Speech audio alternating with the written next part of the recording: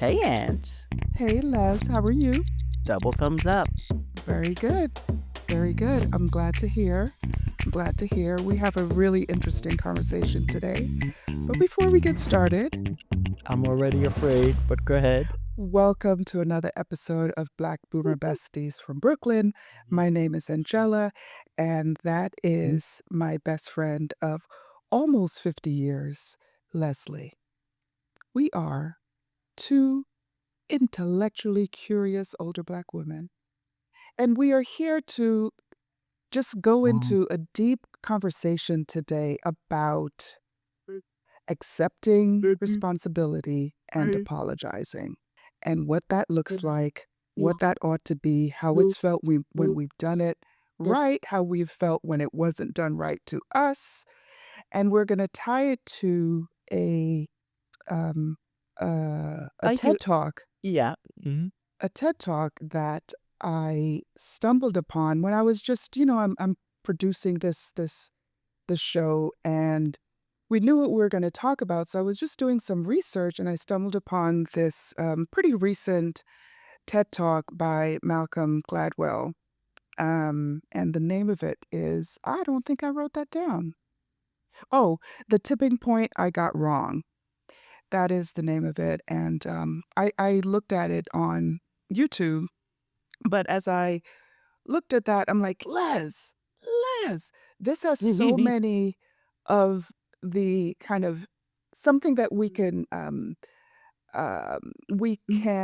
what is it, contrast and just kind of see what we thought of the way that he apologized and whether we thought that it was enough and all of those things. So it's just a great way to kind of frame up our conversation about Mm-hmm. apologies and those types of things. So yes, go ahead, Les. Before I forget, I have an Yes. ask. Yes. Oh, I have yes, an that ask. that very important part. We know you're going to like our content. I'd like you to hit like and subscribe now. And if you turn on notifications, you'll be notified as to when we drop new content, which is a little more than once weekly lately. So Yeah. tell your friends, spread the word. We appreciate you. Thank you. Press it now. Thank you. So, yeah, So you feel about this like video, there's let me just yes, say one thing while you were speaking that I thought sure. of. You said that you looked at the TED Talk from Gladwell and said, I don't really like the way that he apologized and stuff, but that wasn't the goal of our listening. We No. kind of came up, we both agreed with that, as we typically do. We both agreed at the end, we came to it from different ends about Yes. what we thought about that apology. So we'll get Yes. into that. Shoot. Yes. We'll get into that.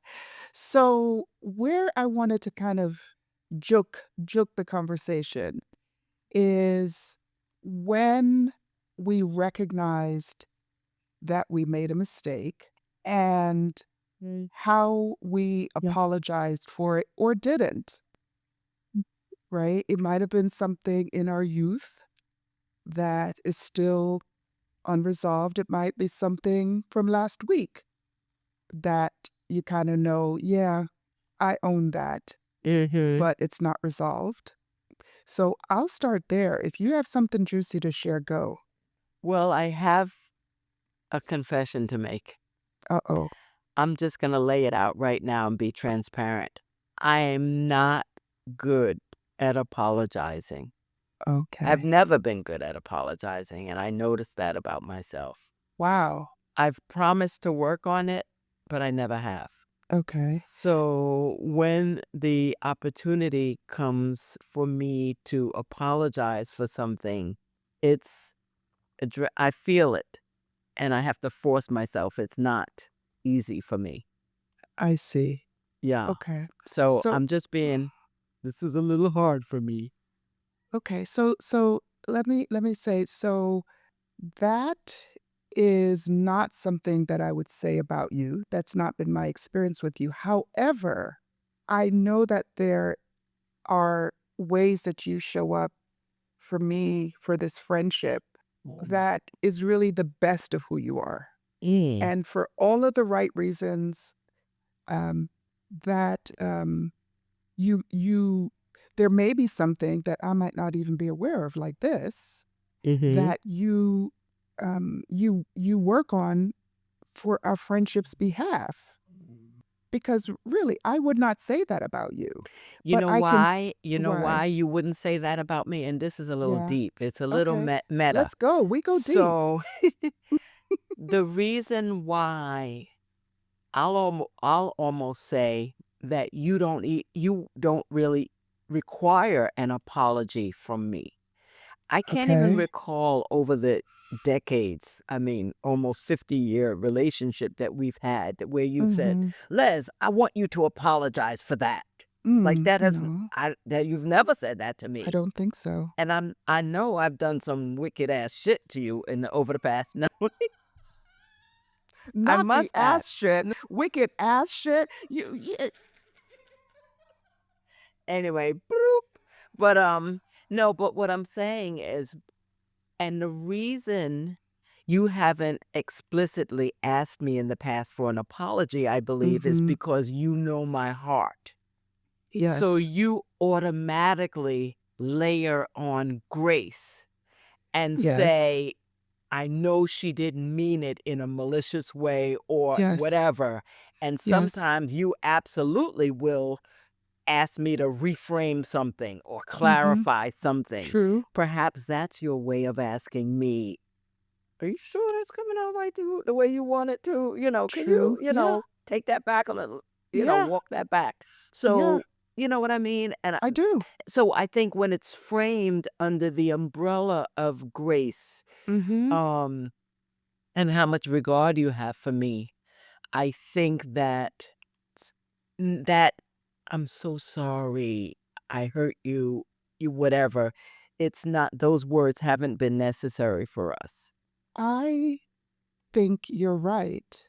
And what you said is making me r- really want to find an explanation for how we have come to be this way. It's really, Mm. it's really incredible. Mhm. It's It, very it special, it's very special. a very safe friendship. But I know that I should say, and I also know that we don't sugarcoat things between each other. It's not like we do not avoid conflict.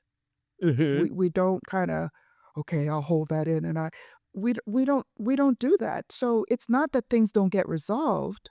But Um, they so they get re we resolve our differences, and we have differences, yeah, but we resolve them in such a it's such a I've never experienced anything like it.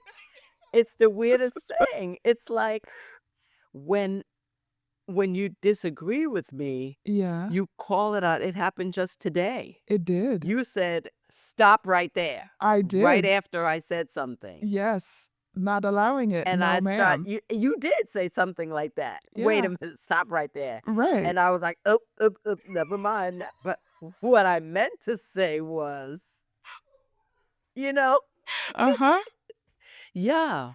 So, our discussions of disagreement, I mean, Mm, you've started recording some of them yeah, because they really get into the layers, right.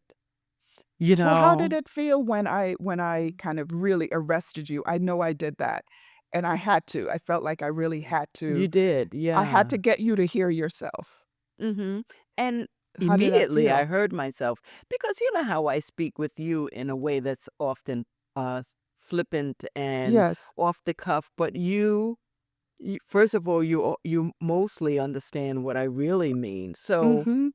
Mhm. you speak in a way that's so sensible that I couldn't disagree with it. It's like, yeah, I understand that. I just didn't say it.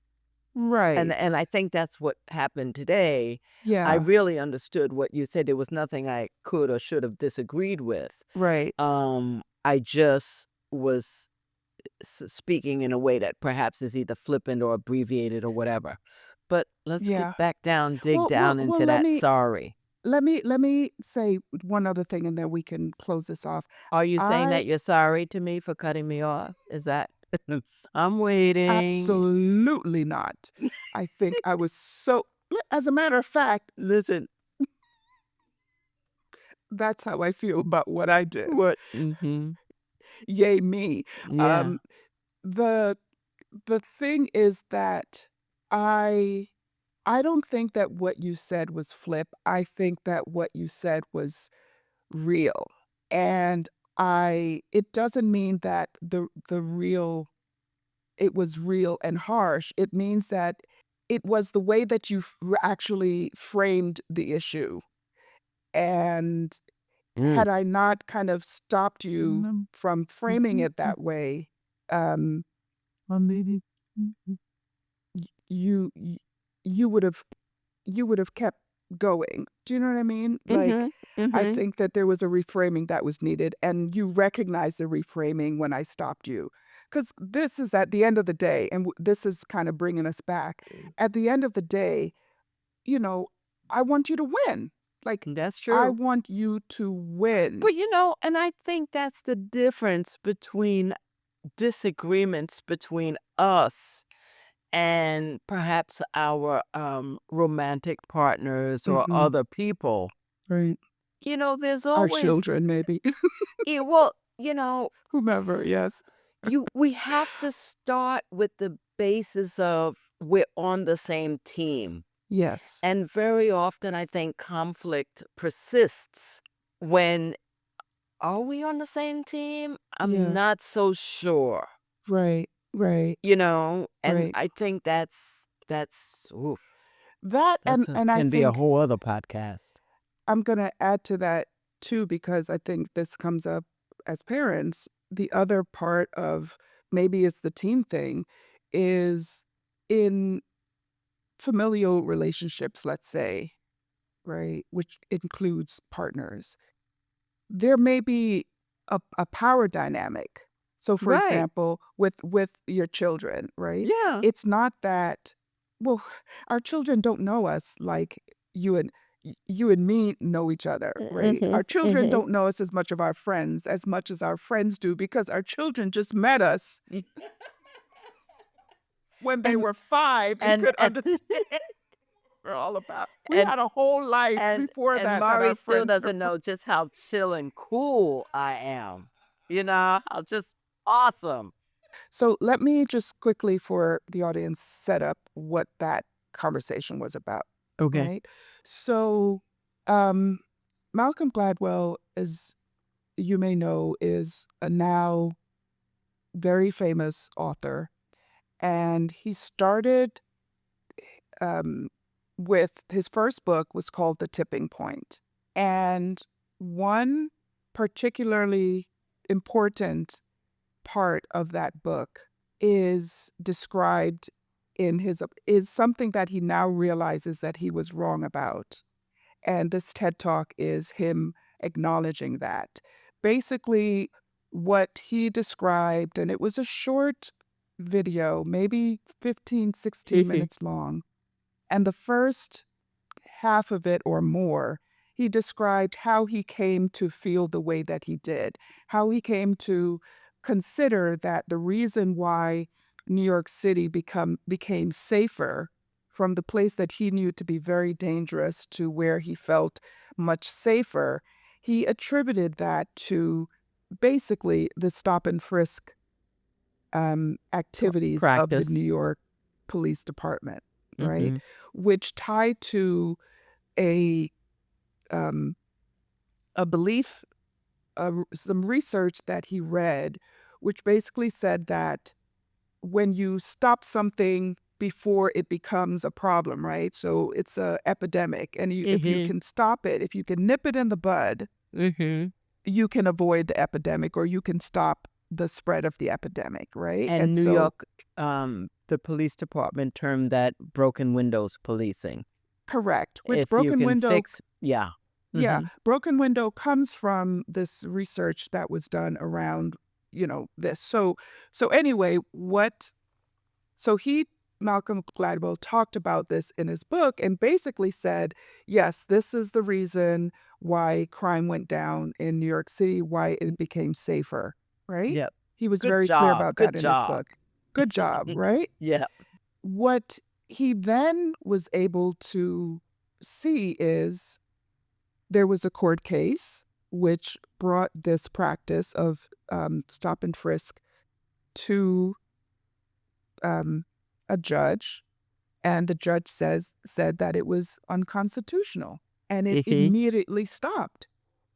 And so one would think, okay, this thing helped the city to get safer. Now it has stopped. The city is going to get more dangerous again. Hmm. But what he saw, because this was a very clear thing, it was this way, and then this judge says this, and then it stopped. Crime went down. It continued to go down, Right. down, down Instead of go up. Can instead I of go just up. say that Yes, the attorney that won this 2013 case that put an end to stop and frisk in New York City is a dear friend of ours, a lifelong friend of ours. he is. So He is. that's Whoop, pretty whoop. cool to know that he's Yes, the one that's that very won that cool. case. That's very cool. Hey. We Okay. so here it is. Mr. Gladwell wrote this in his book. It's a very sold millions and millions of copies. People That believe this stop to and be frisk is great and it will it was decrease the cause crime. of right. Okay? Yeah. So here he is now. He actually read his book again, and now he has the evidence from this case and what happened after stop and frisk stopped. Crime rate went down. Well, of course, the two were not related. It's not because of stop and frisk that um, crime went down, because when stop and frisk went away, crime didn't go Did up. not It go. wasn't Yeah. this Yeah. wasn't this switch. Mhm. And so he came to this TED Talk to apologize and say that he was wrong. Okay? Sure. Sounds great. But there were some things that Leslie and I were like, not so fast, Mr. Gladwell, not so fast. He, okay. So people applauded when he said I was wrong. That was one thing that was like, Mhm. and he took a moment to take that in. Yeah. He took a moment to take that in. If this were an apology, a real apology, let's say, Yeah. why was three-quarters of the conversation him explaining why he made the mistake, and Mhm. 5 minutes of it Or around the 2 minutes apology, of it. And it was right? very like, I was wrong. I should have said, "I believe at Yes, this time that such right, and such." And right. because I didn't say that, I was I'm wrong. wrong. I'm wrong. Okay. And did he use the words, "I apologize for that"? He did. I think he did. I'm not gonna question, like he said he was sorry. He said I was wrong. The last part that I'll just mention of um the TED Talk was this woman. I think she's a part of the TED organization, and she brought to his attention that her and her friends lived through the other side of stop and frisk. And her friends were stopped, and her friends were afraid of As what the my police would do. as my family members, my son and my nephews. It was Exactly. horrible. Right. So she's like, did you ever consider that there were people on the other side of it who were feeling the effects of this policy that you are That your applauding? comments and your book popularized and, gave assent to, you know? Correct. Yeah. And so that part of it is where, but again, that was very short. It was right at the end, and I think Mhm. maybe she had two questions for him, and he responded, and he said, "No, I really didn't think of them," and so on. So anyway, So I want to kind of dissect an Yeah. apology. Yeah, and I was smiling when you said how he did it, how he spent Mhm. 14 minutes describing the incident, and then the Right. last 2 were, "And by the way, I was wrong, I'm sorry," Yeah. because it kinda hit a little close to home. You know, I don't consider myself a mean person or anything Mhm. like that, and often Mhm. I would say most times, if I do something wrong or offend people or make a mistake that warrants an apology, it comes out of a clean heart Mhm. and my intention was good. Mhm. So what I tend to do or think about is to explain why I did what I did. Right. So my Yep. apology will be 3/4 explanation Yeah. and 1/4 I'm sorry, so much like what Malcolm Gladwell did. Right. Right. I know that that's not the proper or best way to apologize, though. What would you change about that? What would be the proper or Well, best way to do well, it? several things. When you apologize, one, it's not about you, Mm. it's about the wronged person. Right. And by my or Malcolm giving that explanation, we are looking for some understanding. Mhm. Please understand me why I did such and such. When it should not be me centered, it should be you centered. Absolutely. Absolutely. So, Mhm.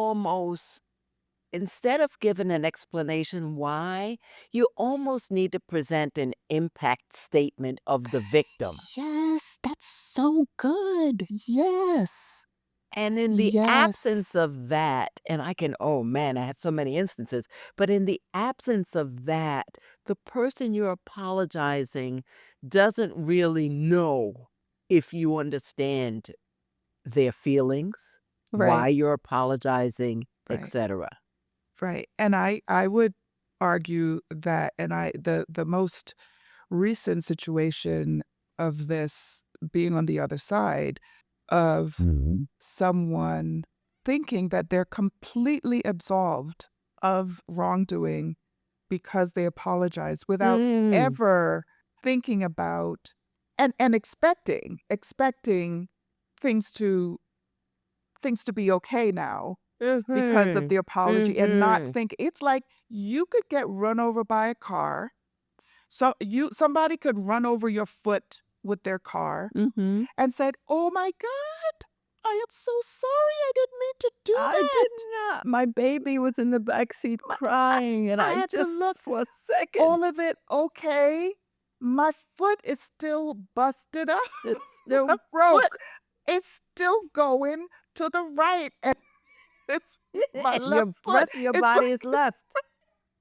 it's still and so but then, oh, but it's their tears and it's their feeling of deep regret, but not addressing the hurt of the other Exactly. person. What I used to hear is, "Well, I apologize. So Yeah. why are you acting like that still?" Right. Right. Right. Right. And what I used to say, it's up to the victim Yeah.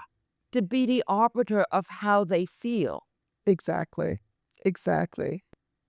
You know, Yep. it's yeah, he kind of, the more I think about you, Malcolm, you didn't apologize, brother. You got to go back and do it again. Or there's some type of recompense. You Well, know I what I was just mean? gonna say there was no repentance. He I still got I all the money from the his c book. the He's still the come to Jesus moment. I see the right. error of my ways. Yes. This is how I'm going to make it better. Right. An Right. apology I've heard has like 3 parts or something like that. Okay. But you have to acknowledge what you did Mhm. was wrong. You have to state the impact to the person who was wronged. Right. And then you have to say, what will I do going forward? There you I'll go. never do it again. Yeah. I'll be more mindful of your feet Mhm. while I'm driving, you know? some such thing Right. to make the victim, I'll say, to Yes. make Yeah. that person know, that okay, I can accept your apology, Yeah. but It does really require all you of that. know, I read through a bunch of the comments because they were so juicy. Because these are, people. Most of the people who commented were big fans of his, so mhm. they could see uh, his um his intellect, and just he really has this really expansive He's and deep way of he thinking. certainly does. That's Omari's favorite author. You know, and Mhm. then there is the I I'm brilliant, therefore I am right.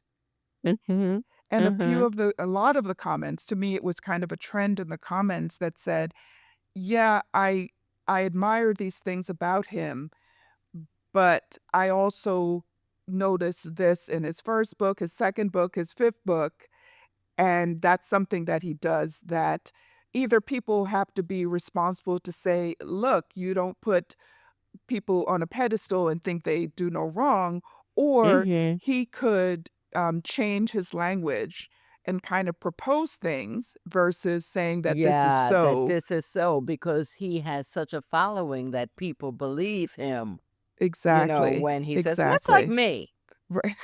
much like E.F. Hutton. This is what I deal with. See, I'm dating myself because how many people know the reference to the E.F. Hutton commercial? You Well, know, our you got to people, be a I, boomer to know that. you have to be You got to be one of a of us. certain age. So some language that a few people in the comments used are humble bragging, which I loved, Humble and bragging. I like that. faux humility. Faux humility. This idea Mm-hmm. that, okay, now I went up on a TED stage, I owned it. I owned what I did wrong. And not was there real humility? I don't Mm. know. I don't know. I gotta tell you, his words rang hollow almost to me. They did to me too. You know, They did to me they, too.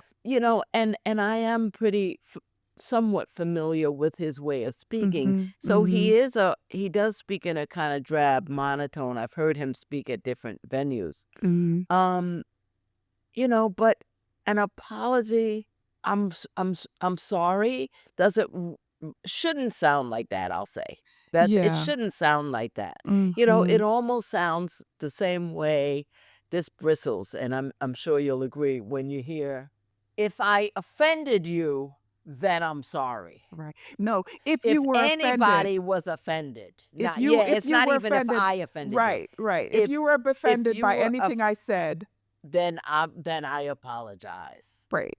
If you, you know what I mean? If it's not I'm, if in the Right. off chance In the that off chance chance. that, then I'm sorry. Yes. You know what that reminds me of?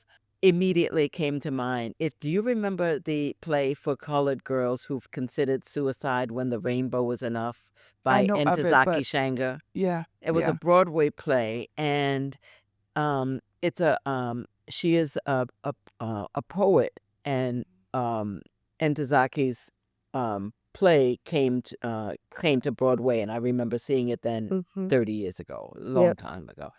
And one of the poems was called Sorry, Mhm. and it was different ways that people in the characters' lives were saying they're sorry, like, "Oh, I'm so sorry. It's so, whatever." And one of them, it was a dude, and he was like, "Well, if I did that, well, sorry, sorry," And the arrogance of the person in that play reminded me in a obviously he was Gladwell was more subtle about Right, it, right. but it rang equally hollow.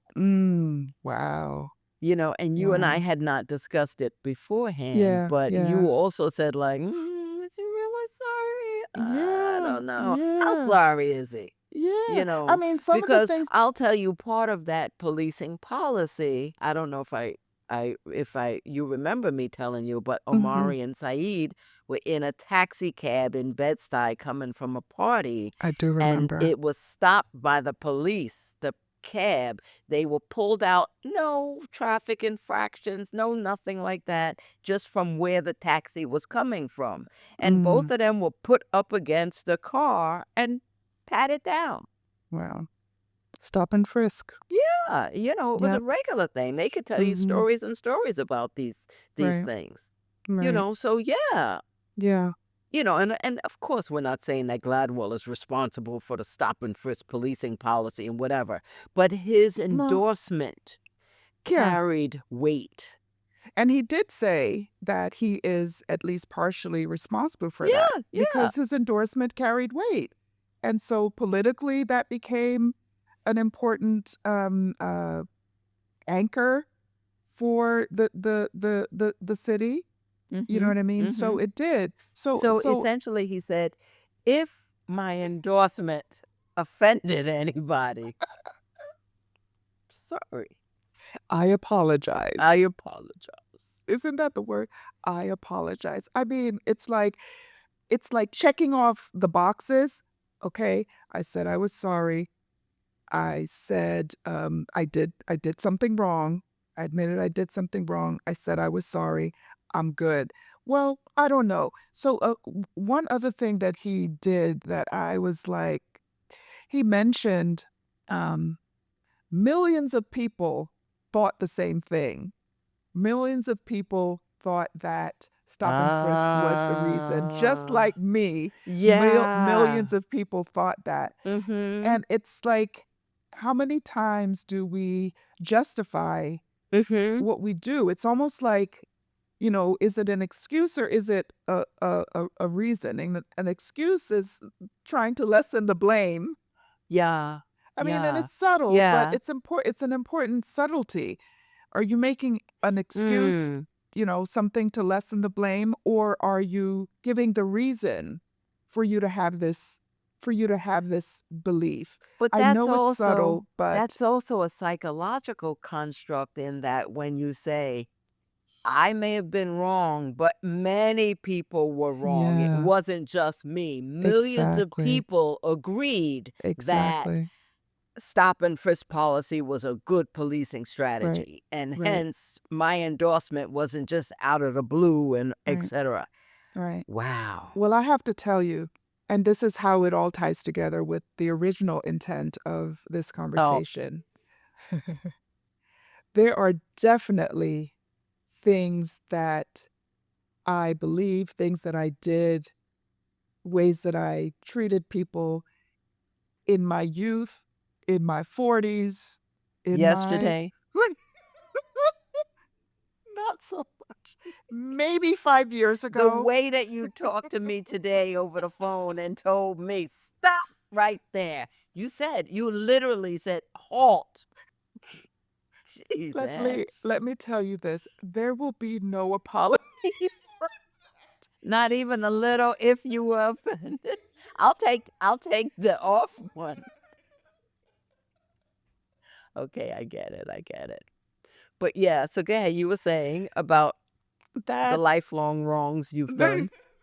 that there are things that I see now that I absolutely was wrong about, that I absolutely was wrong about, and, um, I guess the ones that I remember There of were the so ones many.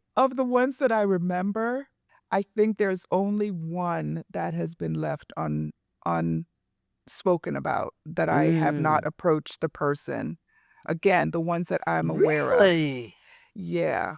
Yeah, this stuff That's matters. good. I think so. Listen, Did you do that when you went through AA? That was the good one. Okay. that was She's very never good. done AA.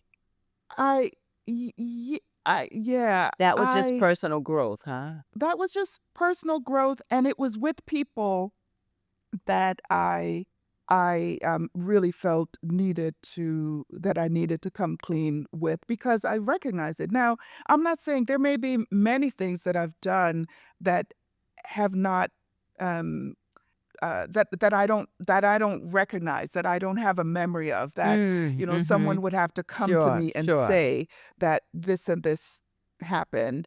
Um, but But the yeah, things that you have a memory for, you've rectified to I your have satisfaction. to what I think, in a way that I don't think Mr. Gladwell did. I think that I've done it to that respected my boundaries and acknowledged what I did wrong and the pain that it's Mm, caused. Okay, I mm. just remembered another one. Okay, maybe two. Oh my gosh. All right. How about in the episode notes, you write what these things are? Because I'm going to get it out of her off when we stop recording. I like that. Keep talking. There'll be more. Yeah, I know. Wow. Wow. Oh my gosh. But, Anyway, but there is. I'm thinking about just mirroring what you were saying. And I'm thinking about if I go back and think about, um, I think most of the things I would do over again Mhm, or do something differently were involved in my parenting. mhm. And again, I don't really see a place for an apology per se, as more of the, I'll call Malcolm Gladwell MG now, as the MG style explanation, Okay. And of why I parented the way that I did, perhaps, why wouldn't it rise to the level of apology? Like, if you can recognize one, why wouldn't you then apologize and just come clean? Why yeah. Well, I don't think that they were wrongs or mistakes per se. They were just different ways that I've parented, and if I had a adolescent now, I would have parented differently. It wasn't Okay. like, you know, beating him with that stick. Oh my God, obviously I never hit him, but you know what I mean. I So do know. what I'm saying is I can't think of anything particularly that I really can't. You could probably come up with something that I need to apologize to him for, but I cannot. I would just say that. I all I'm yeah. I would just say that I would have done things differently because I know more now. I'm more mature. Well, alls I'm saying is, if you can get to that point, Mm-hmm. then I think you could also get to, if there's some things that absolutely that you would have done differently, then that means maybe that Oh, I you see. did some I'm things sorry wrong. for, Or no, yeah. no, no. Just first, what if you know for sure that you would have done things differently if you were to do it now, perhaps you did some things back there that you can see that they were not great. Why would you want to do them differently if you don't see anything wrong in what you did? It's let me give you an example of Sure, one of the things that I'm thinking. sure. You know how much Omari struggled in school Mhm. because he was such a smart kid, Mhm. Because and I was trying to make him fit into a mold that mm, wasn't him. great, I know now that these things don't matter at all. great. This kid could have been in the corner drawing or thinking or this or whatever, being in his own space. But Mhm. because of my own education style, teaching style, learning style, I thought it was so important for him to fit into the mold of the school system that he was involved in. I Right. know now that he really didn't have to, and that probably wasn't the best environment for him. But Mhm. would that, according to what we've been speaking about, be something that I should apologize? That would be worthy of an apology for? You answer that question. Why wouldn't it be? Let's take the side that you're leaning towards. Why wouldn't it be a reason to See, apologize? the more you speak, the more it's coming up. Leslie, Okay, I'm I'm sorry. I apologize. I tried to make you into someone that you were not. And for 12 whole years, to this day, I still ask him, why? Why couldn't you just? Why? I remember one time sending him to school, and Oh I my said to gosh. him, I would just sit him and look at him and like, "Look, if you don't know what to do, what you should be doing, just look at the person next to you and Oh do my what they're gosh. doing." I remember telling him, like, I can't. "Come on, come on."